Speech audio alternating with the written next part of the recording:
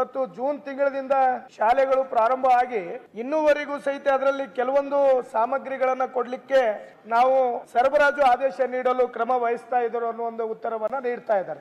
ಹಾಗಿದ್ರೆ ಜೂನ್ ಆಗಿ ಈಗ ನಾವು ಡಿಸೆಂಬರ್ಗೆ ಕಾಲಿಟ್ಟಿದೀವಿ ಅಂದ್ರೆ ಇನ್ನೂ ಯಾವ ಹಂತದಲ್ಲಿ ಯಾವಾಗ ಕೊಡ್ತಾರನ್ನೋ ಒಂದು ಸ್ಪಷ್ಟವಾದ ಉತ್ತರವನ್ನ ಕೊಡ್ಲಿ. ಕುಡಿಯೋ ನೀರಿನ ಒಂದು ವಾಟರ್ ಫಿಲ್ಟರ್ ಕುಂದರ್ಸ್ಲಿಕ್ಕೂ ಸಹಿತ ನಮ್ಮ ಇರುವಂತ 5 ಶಾಲೆಗಳು ವಸತಿ ಶಾಲೆಗಳು ಆಗ್ತಿಲ್ಲ. ಎರಡನೇದಾಗಿ ಪ್ರಯೋಗಾಲಯ ಸಾಮಗ್ರಿಗಳು ಡೆಸ್ಕ್ ಕಮ್ ಬೆಂಚ್ ಅಂತ 5 ಸೀಟರ್ ಇರುವಂತದ್ದು, ಮತ್ತೆ ನರ್ಸಿಂಗ್ ಕಿಟ್ಗಳು, ಗ್ರೈಂಡರು, ವಾಟರ್ ಪ್ಯೂರಿಫಿಕೇಶನ್ ಯಾವುದೇ ಸಹಿತ ಇನ್ನೂವರೆಗೂ ಆದೇಶವನ್ನ ನೀಡದೇ ಇರುವಂತದ್ದನ್ನು ಸಹಿತ ಕಂಡು ಬಂದಿದೆ. ಅದರ ಜೊತೆಯಲ್ಲಿ ಸಭಾಧ್ಯಕ್ಷರೇ, ನಮ್ಮ ಏನು 5 ಶಾಲೆಗಳು ವಸತಿ ಶಾಲೆಗಳನ್ನು ನೀಡಿದ್ದಾರೆ, 2 ಶಾಲೆಗಳು ರಾಣಿ ಚೆನ್ನಮ್ಮ ವಸತಿ ಶಾಲೆಗಳು ಮಹಿಳೆಯರಿರುವಂತ, ಅಲ್ಲಿ ಯಾವುದೇ ತರ ಕಾಂಪೌಂಡ್ಗಳ ವ್ಯವಸ್ಥೆ ಇಲ್ಲ. ನಾನು ಸುಮಾರು ಬಾರಿ ಅಲ್ಲಿರುವಂತ ಅಧಿಕಾರಿಗಳಿಗೂ ಸಹಿತ ನಾನು ತಿಳಿಸಿದ್ದೀನಿ.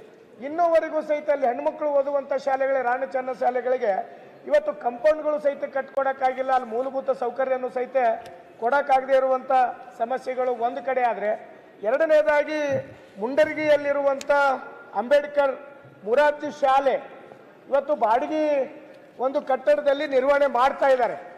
ನಾನು ಅಲ್ಲಿರೋ ನಮ್ಮ ಈ ಕ್ರೈಸಿನ ಇಡಿಯವರಾದಂಥ ಕಾಂತರಾಜ್ ಅವರಿಗೂ DC ಅವರಿಗೂ AC ಅವರಿಗೂ ಸಹಿತ ಮನವಿಯನ್ನ ಮಾಡಿದ್ದೆ. ಅಲ್ಲಿ ಕಟ್ಟಡದಲ್ಲಿ ನೀವು ಏನು ಕಾರ್ಯನಿರ್ವಹಿಸ್ತೀರಿ, ಅಲ್ಲೇ ಏನು ವಿದ್ಯಾರ್ಥಿಗಳದಾರ ಅದು ಸೂಕ್ತ ಅಲ್ಲ. ಎಷ್ಟು ಬಾರಿ ಹೇಳಿದ್ರು ಸಹಿತ ಅದಕ್ಕೆ ಅಧಿಕಾರಿಗಳು ಗಮನಕ್ಕೆ ತಗೊಂಡಿಲ್ಲ.